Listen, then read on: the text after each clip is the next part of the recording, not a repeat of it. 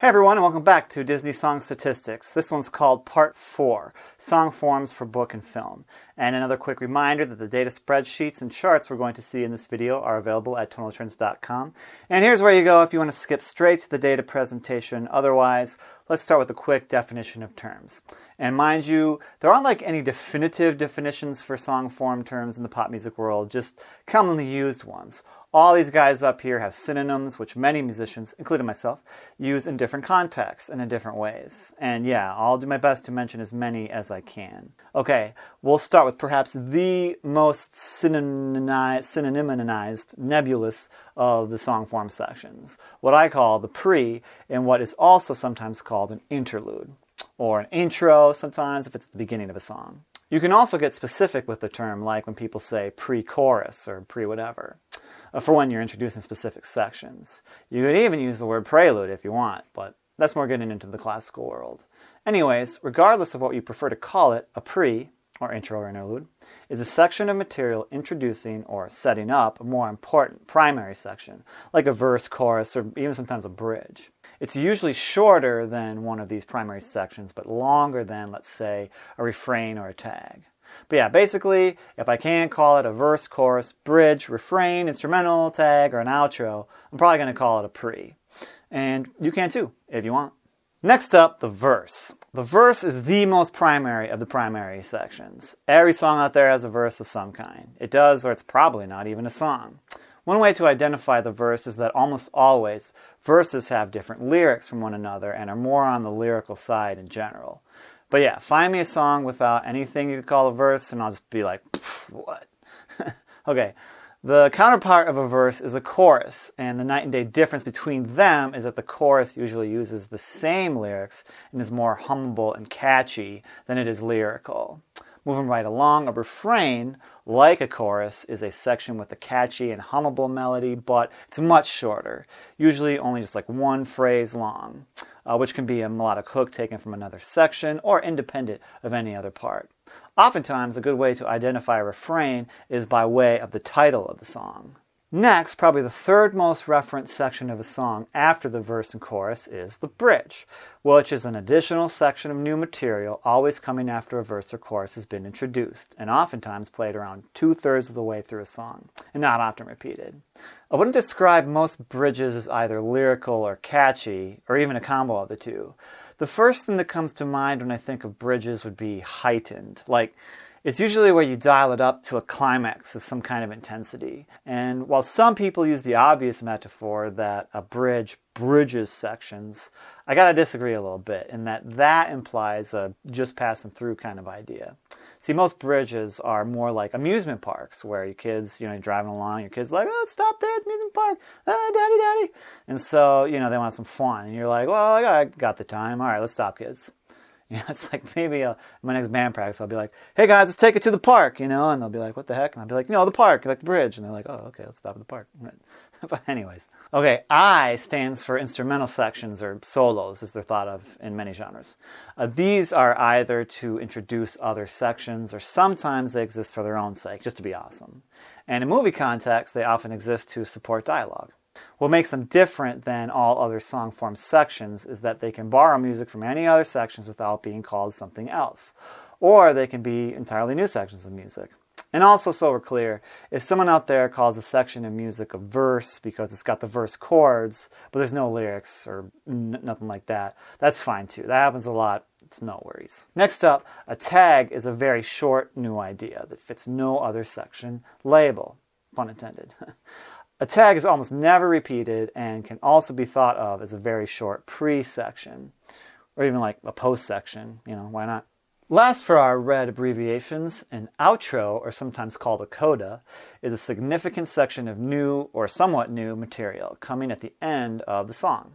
I say somewhat new because outros are often inspired by one of the song's primary sections, and a very short outro is sometimes called a button. Moving on to variations of sections, I used lowercase letters in this study to refer to already established sections that were chopped in half, or somewhat close to chopped in half, for whatever reason. And I used numbers to refer to repeated sections that were altered in other ways, not counting lyrics, but yeah, altered just enough to be noticeably different, but not so different that you'd have to call it something else. And remember how instrumentals are different? Well, numbers refer to all new instrumentals as well as variations on already played instrumentals.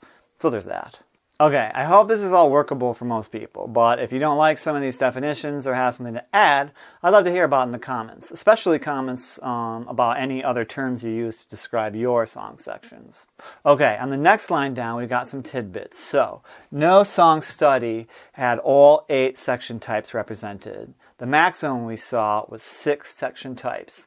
And the reason for that is, I think, that some sections can play similar roles. Like, for instance, why have a refrain when you have a chorus already? Or a pre when you have an instrumental intro? Or why write a tag when you already have a bridge? But yeah, songs with our maximum of 6 distinct sections, not including variations, shortened sections, or new instrumentals, were Friend Like Me, Colors of the Wind, We're All in This Together, and Let It Go. So yeah, you should go check out those songs if you want to see some really good song form usage. Okay, one other thing you may have been wondering by now is, what about alphabetic labeling of sections, or ABC form, as opposed to verse, chorus, bridge? And yeah, ABC form is great too. And actually, some of the songs in this study, like Part of Your World or Hawaiian Roller Coaster Ride, would have been more suitably described in terms of ABC form instead of VCB. But since I'm doing a statistics study, I had to kind of squeeze them all into a consistent vocabulary, so the numbers would line up. But yeah, the main reason VCB form was generally better than ABC form for this study was that ABC form labels are usually used more for when the functionality of the sections isn't so clear. Like when you've got multiple sections that could be considered the verse, or even the chorus or the bridge. Also, ABC form labeling is mainly helpful when there are more sections similar to each other than we have letters for in the VCB labeling. And that's just not a problem much in the world of Disney because of how short songs usually are, or how short they have to be to fit into the movie. It's the same thing with pop songs that have to fit into a radio play slot. Last, real quick, let me mention that I decided to mostly sort the data for the song forms as they were in the films, TV shows, and rides, and not the published versions because 1, the source forms are often more true to the original intent, and 2, they're just plain more interesting in my opinion. Exceptions are when I chose some of the published end credit forms over the in-story forms whenever they were shortened for time, or I felt like the longer end credit song forms were truer to the songwriter's intent. But yeah, you've heard me talk about all that, so let's get to the charts. Okay, so here's our main chart for song form with section usage totals in blue, and in red we have the number of times a section started a song, and in yellow, instances when a section ended a song. Concentrating first on just the blue segments, we see that verse, instrumental, and bridge form sections came in first, second, and third place represented among Disney songs. So then you may ask, what made the almighty Don't Bore Us Get to the Chorus finish in fourth place? I mean, 10 more bridge appearances than choruses? What's going on here? Well, refrains are what's going on here. Remember, while decidedly a different animal than choruses, refrains perform roughly the same function. Also, any song can have a verse, instrumental, or a bridge, but most songs that have a chorus don't have a refrain, and most songs that have a refrain don't have a chorus. And if we want to see this monkey on the charts, let me real quick add the blue refrain bar to the chorus bar. Ah, that's better. Take a look at that truthiness of truth. Okay, back where you belong, buddy. Moving on to these red and yellow bars, we see that instrumentals, verses, and pre's start songs most of the time, and choruses, refrains, and of course, outros end songs most of the time. No surprises here. Next, let's talk about these numbered variations. So if we want a clearer picture than what this graph is showing of how often Disney songwriters like to tamper with certain sections, we'll have to add up all the tamperings and divide them by the originals.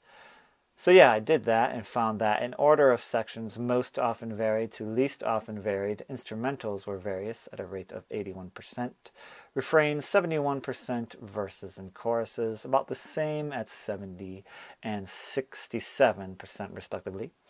The pre-sections, when repeated, were altered at a rate of 27%, and bridges came in last place, only bucking your expectations 14% of the time. And yeah, keep in mind that these percentages have been somewhat compounded in the fact that multiple variations within one section were included in the math. Okay, next, just another quick graph to show section repetition trends. So, blue here means a section type was used only once per song, red twice, yellow thrice, and so on. And as you can see, verses and choruses are predictably rainbow-rific with diminishing segment lengths. Instrumentals, pre's, and bridges, on the other hand, are understandably not repeated very often. Also, section variations themselves are not repeated very often either, for obvious reasons. But yeah, one curious trend to help justify the existence of this graph and my showing it to you lies in the refrain column. Here we see a curious pattern, starting with the purple segment where 5 songs had 5 refrains, and this is just as many as when a song had 3 or 4 refrains. Interesting. Furthermore, if we take a bigger magnifying glass back to the chorus repetitions, we see a smaller example of this same anomaly, in that the yellow 3 times bar is greater than the 2 times bar by one song. Basically, what I'm getting at here is that for chorus and refrain repetitions, they don't taper off like verse repetitions, meaning that if you're going to have a chorus or refrain, you're more likely going to repeat them more than just once or twice. You will repeat them in plethorally, in excess. Okay, that's enough of that. Let's close out this video by mentioning some of my favorite song forms from the study. Okay, so early on in the study, I had to tilt my head at the movie presentation of Whistle While You Work from Snow White. So check it out. It's got an instrumental intro, a chorus, a verse, and then 5 more instrumental sections. No bridges, no chorus or verse repetitions, no nothing. Just instrumental after varied instrumental. As a songwriter, this kind of blew my mind. Never in a million years would I have thought to have done a song this way. But yeah, now that I see it, why not? I mean, people don't have to sing all the time. Lyrics aren't like this holy thing your song has to have spread all over it like peanut butter. Why not just like spread the peanut butter on half the toast or just spread it on the crust? I mean, it's a free country. Plus, them dwarves are a messy little bunch of munchkins, man. Gotta get down to business, right? Okay, next, let's talk about Zippity Doo-Dah and how many liberties this song took with its form. Just bear with me. So, we had a verse, a bridge, half verse, tag, verse, bridge, half verse, instrumental, bridge, second instrumental, half verse, half verse, third instrumental, verse, bridge, verse, half verse, verse, and second bridge, and then an outro. Okay, out of all that ink, essentially, we've got only 2 sections here. The Zippity Doo-Dah verse and the Mr. Bluebird bridge. So then, yeah, the reason it looks so complex is that the verse is done 5 different ways, and the bridge is presented in 3 different ways, making 2 ideas into 8 slightly different slices of pie. And they do it in a bunch of different ways. They use section cutting, variation, modulation, you name it, they tweaked it. And as for why they tweaked it so much, it's my strong suspicion that all this is a classic example of what's called content dictates form. In other words, I'll bet this was a situation when the songwriters had to match the music to a bunch of pre-filmed sequences. So yeah, whether this is true or not, sometimes creativity means having to figure out how to fit a square peg in a round hole. And then a triangular hole, and then a rectangle, and then the kids show up, and they're all over the place, so you figure, maybe I'll just stick this next little edit on there with some glue. Okay, by contrast, Part of Your World from The Little Mermaid is a marvel of restrained section repetition or variation. Describing it in ABC form, we start out with a clean as they come A, B, C, D, E. After which, the only repeated material is half of the C and then another D. And I mean, dang it if they aren't really good sections, all of them. It's good that this song has so many reprises and that its themes are weaved into the score so much. Otherwise, I think we'd really end up missing them in the film. Next cool song form is found in Hakuna Matata. Here, I really like how the first chorus's first half is slowed down and done in a more lyrical way so that it behaves almost like an intro for its own second part. You know, so it's like Hakuna Matata, la la la la la la, and then it picks in to its regular part. And then in the middle we have the second variation, which is actually better described as the unaltered, more normal version of itself. But yeah, later in the song, the ending chorus variation is made up of a refrain vamp, which then morphs into its regular second part, kind of like it did in the first one, just in a different way. You know, it's Hakuna Matata, and then it means no worries. But yeah, why I like this is that normally when sections are varied, it's their tails or their endings that are altered. But in Hakuna Matata, in two places, they've altered their beginnings, or heads or faces. Or you know what I mean. Incidentally, the verse for this song is something to talk about too. It's the part after the pre, where he's like, when I was a young warthog, you know, and then it's like, ba-ba-doodle-da-da, ba-do-do, and then it's, you know, they have this back and forth. They're like, oh, the shame, oh, no, that's what's in the name, and all that stuff. I mean, I'd almost call this part a bridge if it weren't so close to the beginning. It's very much its own kind of operatic type thing. It's kind of like a little B-side track inside its own A-side song. Okay, for my last favorite, I want to highlight the song If I Didn't Have You, which is one of only 2 songs in the study to have 4 versions of the refrain. The other one being Be Our Guest from Beauty and the Beast. Okay, but this one impresses me because it's kind of hard to do. I mean, just one phrase in multiple ways. I mean, longer sections have more to tinker with, but to tinker with a refrain so much that you got 4 distinct incarnations, truly radical. You should check it out and see if you can identify all the ways they did it.